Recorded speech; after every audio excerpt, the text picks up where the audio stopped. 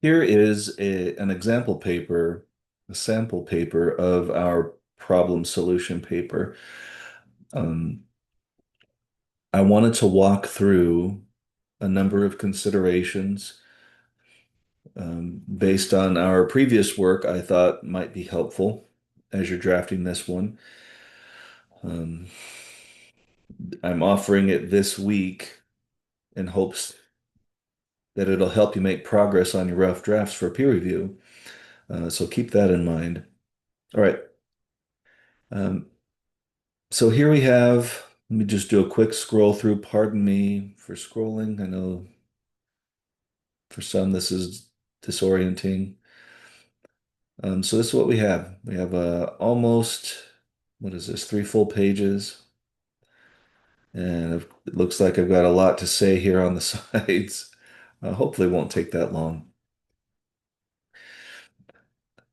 Remember that in an introduction, we're trying to situate the reader. So here is whatever this is, 10 or 12 lines or so of introduction. And in here, I have a number of things to say. So, college is often described as a time when students focus on academic and personal growth, but for many students, basic survival needs take priority over learning. And then here, just sort of jumps right into it, and that this is, this is an acceptable sort of adequate opening. One increasingly visible issue affecting higher education is food insecurity among college students. Um, Before getting right into the topic and the problem at hand, what I suggest is a little bit more, well, again, situating. Um, let's go back up to here. But for many students, there are often numerous challenges as well, in addition to academic and personal growth. So intense are some of these challenges that there are times when basic survival needs take priority over learning. Um, just that one added, I don't know, not even the whole sentence, really, maybe one sentence in total. Um, you're taking a moment to acknowledge that things are a little bit broader than the scope that you're originally presenting them in. And that is a generous move to make for your reader. Then before moving on and jumping into directly into the topic and the problem, how about another sentence like this? Um, there are times when basic survival needs to take priority over learning. We regularly come across stories of such dire challenges college students face, whether on local news or social media, or even taken up as the focus of scholarly research. For example, one increasingly visible issue affecting higher education is food insecurity among college students. This is contextualizing. This is a basic example. You feel free to write more sentences of this. I'm just offering you one way of looking at what it means to contextualize. Instead of just plucking this topic and this problem out of thin air, we're sort of letting our reader know that it's an existing problem, that people talk about it, that it's a thing. Do that for your reader. And I've talked about this in the prompt materials and in other course materials for this module or this paper.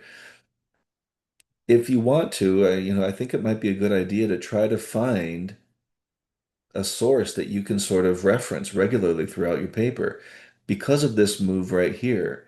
We regularly come across all these kinds of stories. One increasingly visible issue affecting students is food insecurity. One article in particular, written by so and so, entitled, whatever the title is, studies the topic of what is known as food insecurity. According to so and so, and then you would continue right here. Food insecurity refers to inconsistent access to, et cetera, et cetera. So what I'm trying to do with these first handful of comments here is to help you contextualize a little bit better. Perhaps you relying on a source to help you do this heavy lifting here in the beginning. And these are all moves to help, once again, effectively situate your reader. That's what we're supposed to do in the intro. While college frequently emphasizes academic success and retention, many fail to address the financial reality students face outside the classroom. And then this student wants to jump right into their thesis statement. What I'm suggesting is, even now, take a moment, slow down a little bit. Such considerations are every bit as vital to what should be the mission of any institution of higher education, that being student success.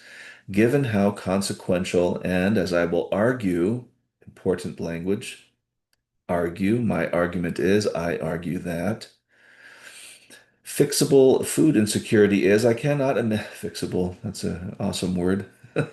Um, I cannot imagine any issue rising to a position of higher priority than whether or not students go hungry. Therefore, I argue that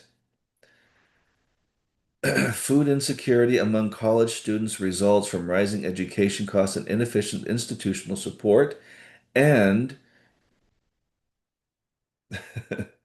is a major problem in higher education. Um, Oh, no, I'm sorry, right here. And in order to solve this crisis, universities should respond. So look what I'm doing here. I'm including the language of argument, problem, and solution all in the thesis statement. I need you to do that. I need you to think of this paper in terms of problems and solutions, not just writing a report on your topic. Please heed that advice. So what that does, in addition to just making Justin happy, it sets you up for effective topic sentences and discussion further in your paper. All right. All right. What do we got here? Initiatives.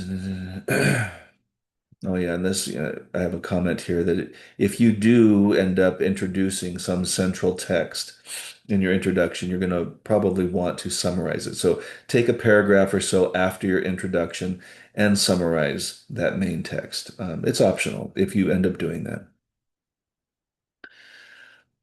that. So now this begins the body of this paper, and this first sentence here would be our topic sentence. Um, Notice within this topic sentence, food insecurity has become a widespread issue across colleges and universities. There's no mention of argument, there's no mention of problem, there's no hint at solution, there's nothing. This topic sentence could be written for any paper on this subject, or generally speaking. Um, so I've got a couple of things to consider here. Um, just simply starting with the problem of food insecurity has become widespread. Um, and using language that's resonant with your thesis statement. Um, the problem of food insecurity has become a widespread issue across American colleges and universities. And look right here, touching virtually any student and deleteriously jeopardizing their prospects of success. We may not have mentioned argument. um, that would be most effective. At least we're reminding the reader of it, of what's contained in our thesis statement. So that's how you make a topic sentence logically cohesive, or flow from a thesis statement. Um, so after your topic sentence, a lot of times students want to jump right in with their evidence, their source material, and that's good. And you should. That's a reasonable move to make. I suggest bridging that oftentimes abrupt transition with a little bit of, what does your topic sentence have to do with your source material? In this case, we can say right here after the topic sentence, fortunately, increasing attention um, is being paid to this problem, even if that means merely identifying and characterizing it as an urgent problem. For example, according to research conducted by the Hope Center, et cetera, et cetera. So what we're doing here is we're sort of setting up the quote. We're setting up the paraphrase. This is good that you'll lead into it with language like this, according to so and so, and that's fine. But try to set it up a little bit. Try and bridge that transition from, thesis sounding topic sentence to now, here's an example that's going to matter to my topic sentence. All right, what do I got here? So I have this whole last part. Just pause it if you need to, or take a look at what's highlighted here. I won't read it all. Um, but this looks like a lot of reporting. It's reporting of information, probably. It's not there's not a lot of attribution, probably related to this source. Again, no argument, no problem, no hinting at solutions. It's just reporting things. Be mindful of what your words are doing when they follow a citation like this, a source like this. Relate your words, relate your ideas to this source. In the article, according to the author, my argument, the problem, something, anchor all of this somehow.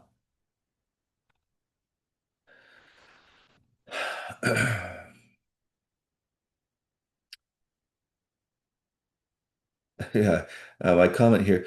Here, see, though it might be exceedingly obvious that what is being described as plot problematic, and in this case, I think it's safe to say that it is, um, be sure to take the additional steps to name it.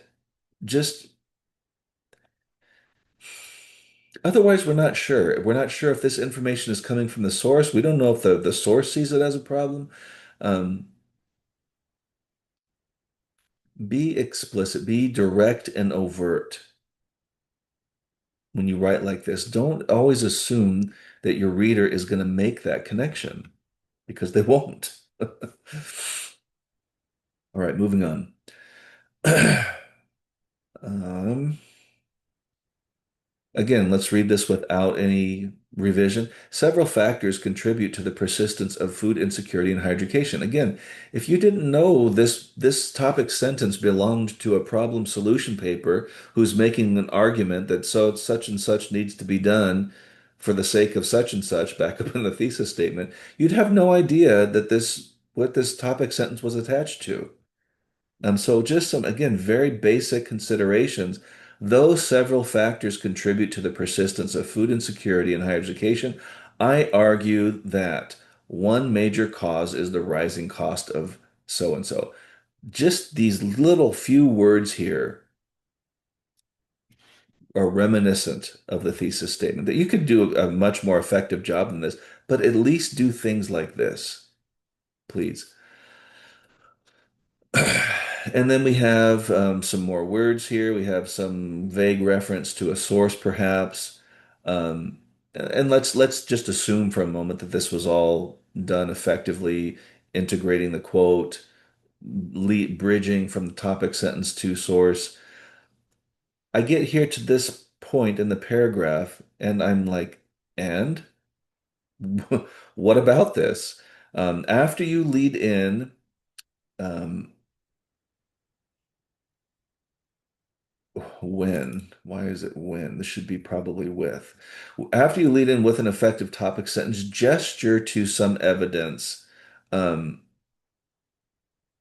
Include an example of your evidence in the way of a quote, or as is here, a paraphrase, which will need to be cited. Don't forget to cite your sources. Be sure to follow up with, in other words, at this, after you've topic sentence, source, I'm saying here, be sure to follow up with why and how this information is significant. What does it have to do with anything? Relate it to your argument, relate it to your problem, hint at or gesture toward a solution. Talk about rhetoric, do something instead of just having this. You have a vague topic sentence, a vague reference to a source, you say a sentence or two about it, and then you move on. You're going to go, additionally, here's another thing. You're still talking about problems here. This is the problem section. This needs to be clear. This needs to be developed. And to that point, the reason I have the word additionally highlighted here, this is very typical to um, try to mush together a bunch of points in a single paragraph, a single brief paragraph like this. If you were to, at this point right here where I have the comment inserted, if you were to at this point go back and sufficiently and effectively follow up with why and how this is significant or this matters to your argument, it's going to necessarily extend this paragraph down a number of sentences. As it does that, or as a result, you're going to have a fully fleshed out paragraph just on this one point. And in that case, instead of mushing together and another point, go ahead and break your paragraph right here. Compose a new topic sentence, relate it back to your thesis statement, and move on with your next point. This business of almost itemizing these points in a single brief paragraph like this, it leaves you almost no room to elaborate. All you're doing for your reader is reporting that some stuff is going on with sources with no mention of why and how it relates to anything. You're leaving that work to do for your reader to do. And that's supposed to be your job.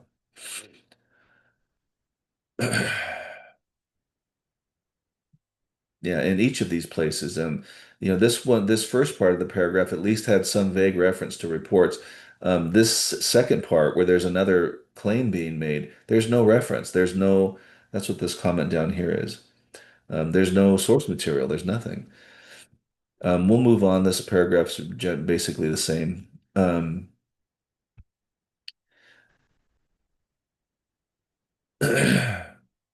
So here, it looks like we're moving on now to the solutions section. Um, let's read the topic sentence without any revisions. Some colleges have attempted to address this issue through campus food pantries or short-term assistance programs. This issue. What issue? Yes, I understand that we can look back to the paragraph, but let's try not to. Let's try to say something in these moments that will ground our readers, situate them effectively, and set them up to understand what we're about to write. Um, Here, I say, in terms of effective topic sentences, you want to rely on resonant language that is resonant with your thesis statement in order to help ensure logical cohesion or flow. Um, Here, you might try. In order to combat the food insecurity problem resultant from rising tuition and housing costs, as well as ineffective meal plans, comma, some colleges have attempted to address this issue through campus food pantries. So all you're doing here is you're rising cost of and tuition and housing and ineffective pantries. That's all this stuff. You just covered that in the problem section. So basically, you're telling your reader, um, in response to the stuff that I just wrote, here are what some people are doing in terms of solutions. Yeah, it takes more words. Yeah, it takes a little more thinking on your part, but that's how you turn a vague topic sentence into a more effective topic sentence. One of the ways. Um,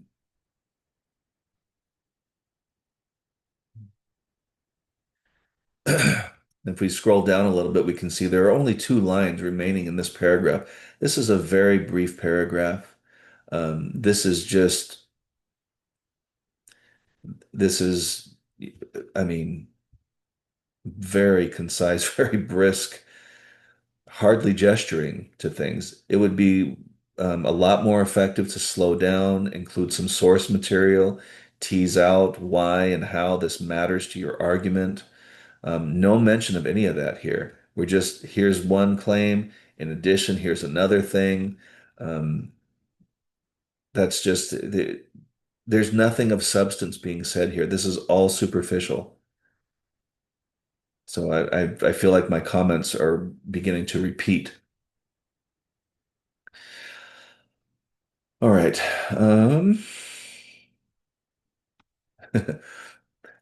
Here again, topic sentence. To more effectively combat food insecurity, universities should adopt integrated food access programs that combine expanded meal plan flexibility with permanent campus support services. So this feels like a little bit of a more a weightier topic sentence. It's a little more fully elaborated, fully articulated. Um, not quite sure. Let's go back up and look at the thesis statement. Universities should respond by implementing expanded meal access programs and campus-wide. Huh. So that looks like it is a little bit more of an effective topic sentence, but even here still, here, if when you head into the solutions portion of your paper, make sure to use language that is reflective of that. Please don't be shy in indicating to your reader that you are talking solutions, that being um,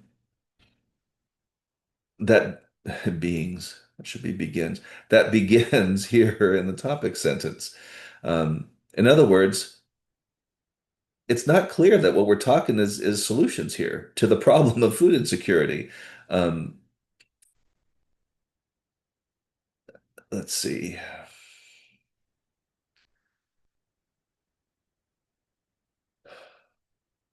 Why, what does this call? I argue that one of the first ways institutions could solve. Uh, Here, I just offered you an alternative to this somewhat effective topic sentence. The next immediate sentence after that, in other words, to begin this paragraph of novel solutions, we say first, institutions could do a thing. How about first, or instead of just saying first, the next sentence could be, I argue that one of the first ways institutions could solve this problems um, is that institutions could allow you unused meal swipes to be donated or shared among students, ensuring that available. So, in other words, you're including your argument here. You're including your argument. It's piggybacking right off of this topic sentence that harkens back to the thesis statement. So, this is a pretty good combination. Um, but again, that's one sentence of solution, and we're already to the second. And then here's the final one. These three strategies could be combined. This is going to be the solutions portion. Definitely, each one of these should be separated out, separate body paragraphs, each with their own topic sentence, each with their own source material support. If you can find it. Again, if these are truly novel, you might have a problem with that, but definitely don't. This is just, there's no attempt to expand the thinking on any of these.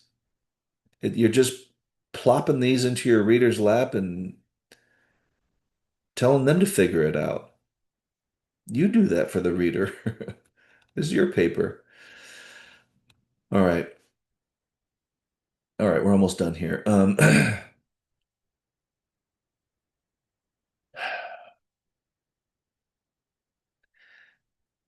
This, in terms of a rebuttal paragraph, addressing things like counter arguments or limitations, other considerations. This again it's awfully brief. What I have to say here, without mentioning anything specifically having to do with the problems, as you have explained now in detail, nor the solutions, to say nothing about the argument. So again, one of the things that's happening here in a paper like this is the student is just leaving it up to the reader to follow along and connect the dots. Um, And my refrain throughout all of this is You take the opportunities to make those transitions, to offer those signposts, so your reader always knows what you're up to in terms of your argument, in terms of discussing a problem, in terms of discussing a solution to the problem.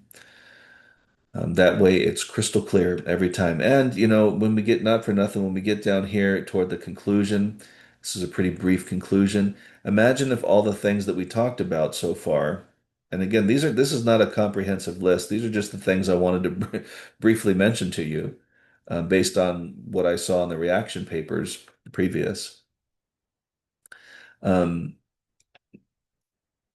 the concluding remarks will necessarily change and evolve if all of the things above were implemented. So just keep that in mind too. Um, so I hope this helps as you're drafting out your problem solution papers. Please be in touch with me if you want to talk about any of this, or you have any questions or concerned. And keep up all your hard work.